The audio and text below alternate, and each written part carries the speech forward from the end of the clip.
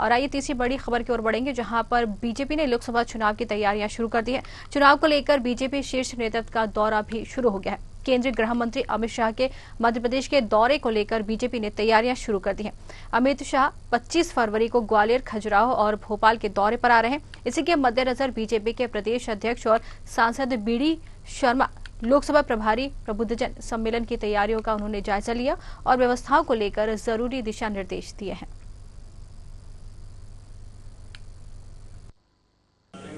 देखिए, देश के गृह मंत्री जो हमारे मार्गदर्शक है अमित शाह जी का दौरा कार्यक्रम अभी सामने आया कि 25 तारीख को वो आएंगे। सबसे पहले ग्वालियर चंबल संभाग के अंदर क्लस्टरों की बैठक में शामिल होंगे, फिर खजुराहो में उनके कार्यक्रम है, उसके बाद भोपाल के अंदर उनका प्रबुद्धजन का सम्मेलन है, लाभार्थी परिवारों से मिलेंगे। इस तरह के कार्यक्रम अभी उनका सामने आया, लेकिन अंतिम रूप अभी कार्यक्रम जब उनका फाइनल अंतिम रूप में आएगा उस पर जो पूरा रूपरेखा है जो पूरी सामने आएगी। लेकिन अभी जो उनका प्रारंभिक कार्यक्रम है उसके अंदर ग्वालियर, खजुराहो और भोपाल का उनका कार्यक्रम है। और जैसा कि अमित शाह का एमपी दौरा है और इसी पर आइए ज्यादा जानकारी लेंगे हमारे संवाददाता सत्यम शर्मा, जो कि हमारे साथ लाइव जुड़ गए हैं। जी सत्यम, जैसे कि यहाँ पर मध्य प्रदेश में लोकसभा चुनाव की तैयारियां भी शुरू हो चुकी है और ऐसे में अमित शाह, जो केंद्रीय मंत्री अमित शाह का ये दौरा कितना महत्वपूर्ण माना जा सकता है?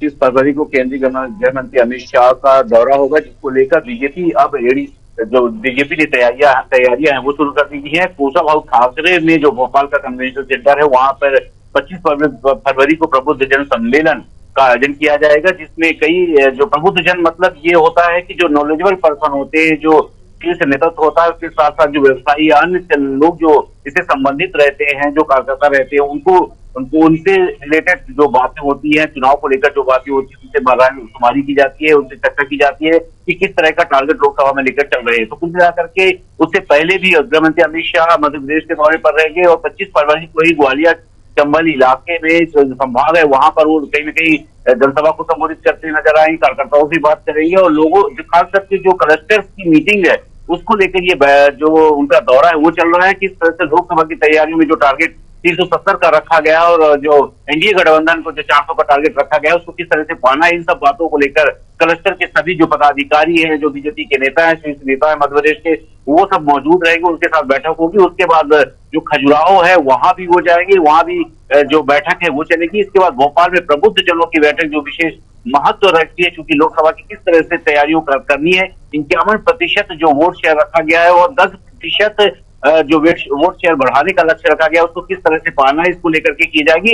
इसके साथ ही जो गृह मंत्री अमित शाह है वो ये भी बताते नजर आएंगे कि प्रधानमंत्री नरेंद्र मोदी की जो इस 5 सालों में खूबियां रही है वो क्या रही, किन योजनाओं को महत्व दिया गया था, क्या योजनाएं महत्वपूर्ण रही है। इसके साथ साथ ही वो कांग्रेस और राहुल गांधी पर भी निशाना साधते नजर आएंगे। देखिए, पिछले 3 दिनों पहले ही राजस्थान में प्रबुद्धजनों का सम्मेलन जो केंद्रीय गृह मंत्री अमित शाह का राजस्थान के जयपुर में हुआ था, वहां भी वो लगातार कांग्रेस पर निशाना साधते नजर आए थे और ये भी कहा था कि जो गुलामी की निशानी है देश में, वो सब गुलामी की निशानियों को मिटा दिया जाएगा। कर्तव्य पथ जो दिल्ली में मेल पथ था उसका नाम अंग्रेजों के नाम पर रखा गया था, उसको हटा दिया गया है। अब उसके साथ साथ कई ऐसे निर्णय लिए जाएंगे जिसमें गुलामी की निशानी जो भी है उनको हटाया जाएगा। और इसके साथ उन्होंने कांग्रेस पर निशाना साधते हुए कहा कि कांग्रेस की नीति और नियत भी नहीं है और ना उनका सिद्धांत है। तो जो कांग्रेस जातिवाद, तुष्टीकरण और जो अन्य चीजों की राजनीति कर रही थी, उन राजनीति पर पटाक्षेप लग गया है। और देखिए, लगातार प्रधानमंत्री नरेंद्र मोदी के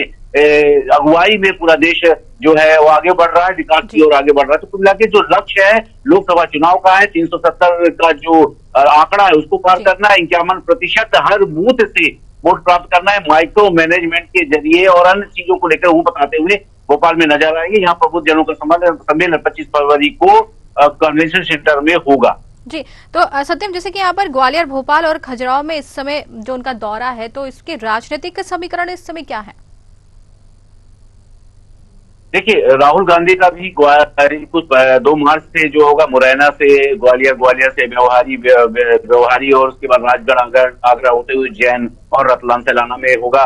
ऐसे में जो 25 फरवरी को कहीं न कहीं गृहमंत्री अमित शाह भी आ रहे हैं, वो क्लस्टर्स की जो बैठक ले रहे हैं, जो ग्वालियर संभाग की क्लस्टर्स हैं, जो क्लस्टर्स हैं जिसमें पदाधिकारी नियुक्त किए गए, उनकी बैठक लेंगे। तो उनको कहीं ना कहीं एक रणनीति बताई जाएगी कि प्रधानमंत्री नरेंद्र मोदी की जो योजनाएं हैं उसको किस तरह से लोगों तक पहुंचाना है, जनता के बीच में किस तरह सम्मेलनों के माध्यम से जनता के बीच कैसे बीजेपी के कार्यकर्ता और नेता पहुंचेंगे, टोली और मंडल टोली जो बनाई गई है उसके आधार पर भी किस तरह से कार्यकर्ताओं को जो जनता है उसका पहुंचेंगे, और जो बीजेपी के कार्यकर्ता वो लगातार बीजेपी की कुनबा बढ़ाते हुए नजर आएंगे। तो क्लस्टर्स की मीटिंग हो रही है, पूरी रणनीति जो है लोकसभा चुनाव को लेकर रची जा रही है, और 370 का जो टारगेट रखा गया है उसी को लेकर के जब भोपाल से पहले जो पहुंचेंगे वो कहीं ना कहीं ग्वालियर संभाग और क्लस्टर्स की मीटिंग होगी, उसके बाद खजुराहो भी जाएंगे। देखिए ये महत्वपूर्ण हो जाता है क्योंकि लोकसभा चुनाव विधानसभा में भी इसी तरह से बैठकें शुरू हुई थी और जिसका परिणाम आपको देखने को मिला, 163 बंपर सीट के मध्य प्रदेश में जीत हासिल हुई है।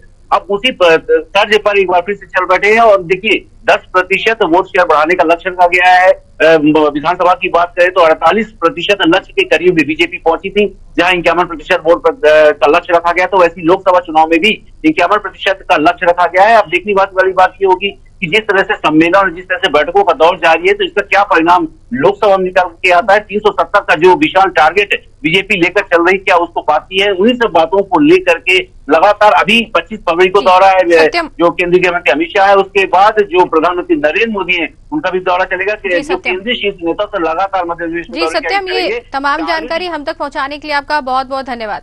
जी।